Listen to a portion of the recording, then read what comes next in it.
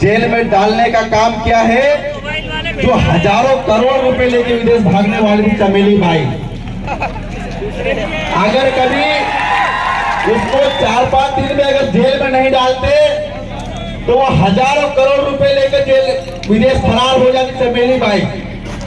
आप मुझे ये बताओ, आप लोग बोले सुमेर सिंह बड़ोले ये हंसी मजाक के बोल रहा है। सुमेर सिंह बड़ोले छुट्टिया नहीं है तुम्हारे सामने फ्रंट होके बोल रहा है।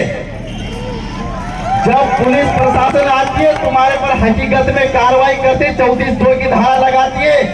मुझे आप ये बताओ, खरगोन जिले का एसपी मुझे ये बताए आगे, यहाँ पे कलेक्टर मुझे ये आके बताए कि आदिवासियों के कितनों के पास दारू का ठेका है। आदिवासियों के एक भी ठेका दारू का नहीं है, लेकिन सबसे ज्यादा 34(2) का केस बनता है तो आदिवासियों के पर बनता है। साथियों, तो मैं तो बोलता हूँ ये आईपीसी और सीआरपीसी सिर्फ अंग्रेजों की देन थी, जिनको आरएसएस और भाजपा तुम्हारे ऊपर इस्तेमाल कर रही है। मुझे ये बताओ, ये कौन से देश में करोड़ रुपए लेके भागने वाले लोग थे जिनको जेल में डालने का काम किया? मुझे ये बताइए, दीदी आपका हेलीकॉप्टर नहीं रखा हो यहाँ पे? नहीं दीदी, मतलब ये इतना बड़ा जो करा है विजय माल्या के से बड़े आपका मतलब लीकर व्यापारी हो आप, इतना बड़ा मतलब यहाँ पे लोग शामिल हुए, इतना बड़ा कहीं हो तो बताओ हमको भी। नहीं है ना, लेकिन लीकर व्यापारी सबसे बड़ा केस बना इन्होंने। डिग्गू इस देश में सबसे ज्यादा राज कर रहे हैं। अगर रिकॉर्ड निकाल के देखोगे तो सबसे ज्यादा ठेको डिग्गुओं को मिला हुआ है, लेकिन केस किससे बनता है? आदिवासियों बनता है। साथियों, मेरी माँ ने मुझे जब बचपन में था मैं तो मुझे खेत में खीड़ी में भर के तो खेत में लेके जाती थी। जब उन्होंने कहा था मुझे तेरे कान में दर्द हुआ था, मुझे दारू का जो है जो पारा बोलते क्या बोलते उसको, उन्होंने कान में डाला था, वो कान दुखना बंद हो गया था। उसके बाद में वो गले भराते थे, मेरे को गले भराते थे तो भरवा आया था, दो उंगली डाला था नाक वो गले में, किसी ने डाला होगा मालूम होगा, यहाँ पे आदिवासी मेरे भाई मौजूद हैं। वो जब डाला था तो किसी ने आके कहा इसको दोबारा पिला देना, तुम्हारा पोरिया को गले भराना बंद हो जाएगी। वो दारू के आधा गिलास मेरे को पिलाया गया था। मेरी माँ के द्वारा आज तक मेरे को गले नहीं भरा है, तुम्हारे सामने दहाड़ रहा है सुमेर सिंह बड़ोले। तो ये जो सरकार बोलती है ना कि तुम्हारे लिए दारू ये दुख का कारण है, हमारे लिए दारू दुख का कारण है। दारू तुम्हारे लिए दुख का कारण है क्योंकि तुम्हारे उद्योगपतियों को बेचने का मौका नहीं मिलता है। क्योंकि ये लोग, अगर ये देसी दारू बिकेगी तुम्हारी विदेशी दारू बंद हो जाएगी। तो ये सबसे बड़ा 34(2) का केस है साथियों। तो आपके ऊपर षड्यंत्र की तरह अपनाया जाता है।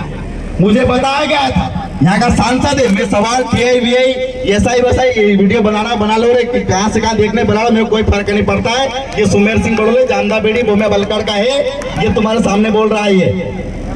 साथियों, मैं कोई टीआई से एसपी कलेक्टर से सवाल करने नहीं आया हूँ। मैंने कोई टीआई को वोट नहीं दिया है। मैंने यहाँ के सांसद गजेंद्र पटेल और सुमेर सिंह सोलंकी को चुना है। यहाँ के सांसद शिवराज सिंह चौहान को चुना है। मेरा सवाल शिवराज सिंह चौहान है, जब तुम झापा में गला फाड़ कर बोल रहा था, जब नाच रहा था मुजरे की तरह तुम बिंदौर के अंदर, और बोला गया था कि मेरे आदिवासियों पर कोई केस दर्ज नहीं होगा, और 34(2) का जितना केस बना है मेरे आदिवासियों पर केस दर्ज होगा। शिवराज सिंह चौहान, इस वीडियो को तुम लेके जाओ, घर में 50 बार देखो। सुमेर सिंह बड़ोले तुम्हें सवाल पूछ रहा है, 34(2) का केस किस तरह हटाया तुमने? साथियों, इस देश का मूल मालिक कहने के नाम पर आदिवासी है, लेकिन इस देश के मूल मालिक को आज कुत्ते बिल्ली की तरह जीने पर मजबूर कर दिया है। और किन्होंने, डिकुओं ने, एक तरफ तो गला फाड़ के उनका मुखिया बोलता है कि 34(2) का केस नहीं बनेगा, दूसरा हमारी बहन को लेगी उतारने का काम करता है। मैं इस एसपी को पूछना चाहता हूँ, आज हम तुम्हारे साथ पेंट उतारते हैं, तुम्हारे कितना दम हो तुम्हारे अंदर? अगर तुम्हारी माँ ने दूध पिया है, आओ हम तुमको बताते हैं कितना तुम्हारे अंदर दम है। हम तुमको बताते हैं हमारे अंदर दारू कितनी छुपी है। चेक करो सुमेर सिंह बड़ोले का डीएनए, कितने उसके अंदर दारू है। अरे तुम पूरी दरिया भेज जाएगी, तुम्हारे बाप चेक नहीं कर पाएगा। तेरी हिम्मत कैसे हुई इस आदिवासियों को? इस आदिवासियों ने, जैसे मेरे भाई ने बताया कि चड्डी में भगाया अंग्रेजों को, इसके पहले ईस्ट इंडिया कंपनी को भगाए। अरे तुम गांडू पांडू हमारे भाई लगोगे? 4 दिन के आए वो लोग हो, तुम हमारी भाई लगोगे? तुम्हारी औकात नहीं है। जिन्होंने ईस्ट इंडिया कंपनी हमको गुलाम नहीं बना पाए, अंग्रेज तुमको पूरा लूट के ले गए, आदिवासियों को कभी गुलाम नहीं बना पाए। तुम्हारे कितने साल हुए तुमको? 4 50 साल 60 साल हुए कि कितने साल हुए? तुम हमको बताते हो, लेकिन साथियों कहीं ना कहीं हमारी कमजोरी है, इसको मानता हूं, हमारी कमजोरी। अगर हमारे समाज में गजेंद्र पटेल जैसे दलाल नहीं पैदा होते तो आज हम कहीं और होते। यहाँ का सांसद है गजेंद्र पटेल। मैं बोलता हूँ, नाम बोले, वीडियो बना के भेजो उसके सामने भेजो। सुमेर सिंह बोलते को दलाल बोला, एफआईआर दर्ज करा, जा जेल में करा उसको। सुमेर सिंह बोलते को दलाल बोला है। गजेंद्र पटेल एक आदिवासी, उसकी बहन की लेगी उतरवाई गई, उसकी बहन को थाने में अंदर बंद करा गया। गजेंद्र पटेल क्यों नहीं बोला? सुमेर सिंह बड़ोले, सुमेर सिंह सोलंकी जो है साथियों कुमार के साथ में दीवाने बनाते हुए दिखता है। सुमेर सिंह सोलंकी को मालूम होना चाहिए कि तेरे समाज की बहन बेटियों को नंगा करके थाने में बिठाया जा रहा है। कहा गया तेरे राज्यसभा सांसद का सीट, इनको सिर्फ टिकट मिलता है इनकी चमचागिरी के कारण, इनको सिर्फ टिकट मिलता है कि इसे आयोजन नहीं होना चाहिए, इस कारण इनको टिकट मिलता है। साथियों हमें किसी से, हमको हमारे दुश्मन को पहचानना है। हम सबसे बड़े, मैं हमेशा बोलता हूँ, मैंने मनावर में भी ये बात बोलती, साथियों हमारा भाई हमारे लिए अपना है। तुम्हारे लिए कोई गजेंद्र पटेल तुम्हारी अर्थी उठाने नहीं आएगा, तुम्हारे लिए कोई सुमेर सिंह सोलंकी और मोदी तुम्हारे लिए अर्थी उठाने नहीं आएगा, शिवराज सिंह चौहान तुम्हारे लिए अर्थी उठाने नहीं आएगा। तुम्हारे अर्थी उठाने आएगा तुम्हारा समाज का भाई, तुम्हारे अर्थी उठाने आएगा। 700 रुपये खर्च करने आए थे भगवान, पूरी बात तो कर लेते। मतलब पैसा ला गया इधर उधर होने का, मतलब वो तो पूरा उतार लेंगे। तो साथियों तुम्हारी अर्थी उठाने के लिए कोई ये लोग आने वाले नहीं, तुम्हारी अर्थी उठाने के लिए आने वाले तुम्हारा समाज का भाई। इस समाज की विपरीत परिस्थिति में तुमको एकजुट होना पड़ेगा। साथियों हमारा भवरलाल दादा परमार दादा हो, सतीश पेनाम हो, बहन कन्नौज हो, तमाम प्रकार के लोग हो जो तुमको बार बार बोले तुम आखिरी पीढ़ी हो, इस समाज के लड़ लो। इसके बाद तुम्हारे पास लड़ने की ना शक्ति बचेगी, ना ताकत बचेगी, ना हिम्मत बचेगी। साथियों आज की स्थिति में हमारे पास तमाम लोगों ने हम फिर पूरी इकट्ठे होना जाना चाहिए, लेकिन कितने लोग आए, लेकिन ये एकता हमको बनाए रखना पड़ेगी। इन दिकुओं से हमको लड़ना पड़ेगा। ये लोग आज ही नहीं आए, हमारे बिरसा मुंडाओं पर भी, बिरसा मुंडा पर भी इन्होंने आक्रमण किया था, हमारे टंटा मामा को इन्होंने गली गली जंगल जंगल भगाए।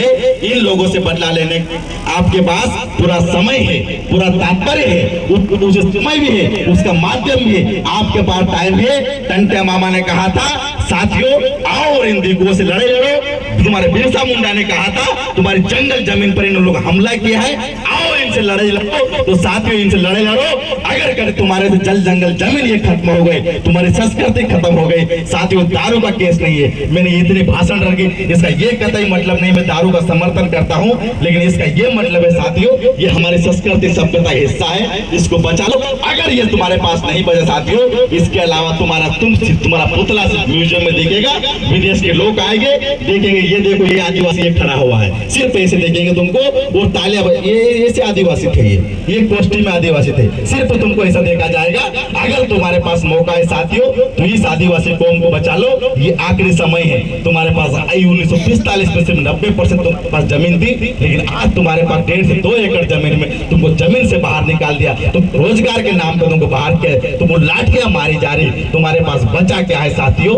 लड़ लो। भले कर्मचारी हो, मैं मानता हूँ मेरे 10% कर्मचारी ऐसे जो हर आयोजन में साथ देते हैं, मेरे 10 कर्मचारी अधिकारी ऐसे हैं जो बोलते हैं सुमेर सिंह बोलो तेरा भाई जिंदा है, डरने की जरूरत है। जब मैं नाराज होता हूँ, जब मैं रोते तो मेरा कर्मचारी अधिकारी भाई बोलता है सुमेर सिंह बोले मरने की जरूरत नहीं है, तेरा भाई जिंदा है। साथियों मैं मानता हूँ 10% कर्मचारी को, लेकिन उन 90% कर्मचारियों को भी साथियों सबक सिखाने की जरूरत है, उन दिकुओं से भी लड़ने की जरूरत है जो तुम्हारे गाँव में सिर्फ एक गोष्ठी, एक जोड़ी कपड़ा लेके आया था, आज बंगला बना के घर में बैठा है। साथियों आपको इनसे सीखना पड़ेगा। मैं किसी को विरोध करने नहीं आया हूँ, कि समाज का विरोध नहीं, मैं सबको, हमने बोला है, हमने हमेशा बोला है, अगर तुम्हारा हमने स्वागत किया इसका मतलब ये कतई नहीं हुआ कि तुम्हारी जल जंगल जमीन तुम्हारे बाप की हो गई है, ये हमारे बाप की हुई है, लेकिन तुम्हारा हमने स्वागत करता है। तुम आओ रहो और यहाँ से कल्टी मारो, सिर्फ इतना तत्पर साथियों। इस बात को ध्यान रखना पड़ेगा, जो बचाना पड़ेगा। इसी के साथ में अपने वाणी को यहीं पे विराम दूंगा।